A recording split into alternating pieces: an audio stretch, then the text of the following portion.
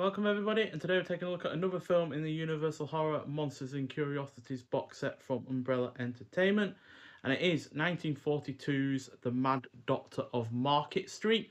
So this is directed by Joseph H. Lewis, who I've seen 7 other films from before in the past, with the likes of Gun Crazy and The Big Combo being my favourites, but Terror in a Texas Town and My Name is Julia Ross were also really well done as well. So this is a horror film clocking in at only 60 minutes long, so easily the shortest film in this box set so far. And it stars the likes of Lionel Atwill, who we've talked about in 4 of the films in this box set so far, as he was in 4 of the Frankenstein films. We've also got Una Merkel in this, who was in Destiny Rides Again.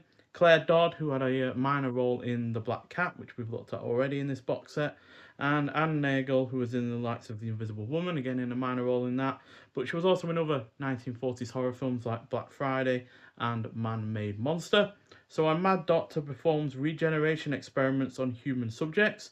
While on the run for murder, after one of those experiments goes wrong, he survives a shipwreck and is stranded on a tropical island with the other survivors. He ultimately gains influence over the natives by demonstrating his ability to resurrect others, and uses that influence to perform involuntary experiments on the other survivors. So this is far from the best of the many films that came out in the 1940s that feature a villainous, crazed scientist in its leading role, but thanks partly to it being a short 60 minutes and having good pacing, it is nonetheless an engaging effort. The cast is also solid. There are a couple of laughs from Una Merkel, who I'm not sure if in Destiny Rise Again she had a comedic role in that, but she definitely comes across as the comedic relief in this, and yeah, she does her job admirably. The ship sinking scene is entertaining. Now, I'm not entirely sure if that ship sinking scene was made entirely for this film, as there are certain shots in there that do look lower quality in film quality. So, yeah, I'm not entirely sure if it was made for this, because obviously this is at the end of the day quite a low budget effort, but the ship sinking scene on the whole is still entertaining enough, despite that.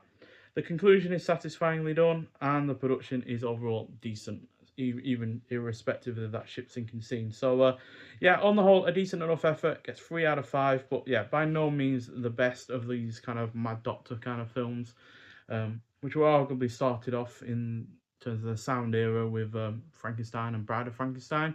But yeah, a whole host of these kind of films that we've talked about in the past, like what we've got. Night Monster, for instance, which is also part of this release, which we talked about in the past. That also starring Lionel Atwill, by the way. And then Man-Made Monster and all sorts of other films. But that said, there are worse kind of scientists gone wrong, scientists gone crazy kind of films out there that were released along the same time, including the 2 Ape-Man films that Bela Lugosi starred in, The Ape-Man and The Return of the Ape-Man. So, yeah, they are comfortably far worse than this. But that said, it's also far from the best. But still, overall, a decent enough effort, and it gets a 3 out of 5. So this is one of 3 films on the Madman Mayhem disc in this release. And yeah, it's got a 1:37:1 aspect ratio, black and white, 2.0 DTS HD MA audio, and it is in 1080p presentation. Looks and sounds perfectly good. No issues in that regard either way. English language soundtrack, and then subtitles for the deaf and hard of hearing in English as well. Although there are no extras for this release. There is a trailer for the 3rd film on this release called House of Horrors, but I do believe we've already looked at that in the past. But we do have another film on this disc that we'll be looking at after this one, and it is The Mad Ghoul from 1943. So, yeah, looking forward to seeing that one, especially since it's another film that I haven't seen before.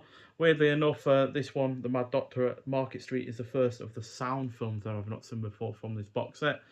Obviously, I hadn't seen the first 5 films that were in silent format before, but this is the first of the sound films that I haven't seen prior to this release. So, yeah, interesting enough.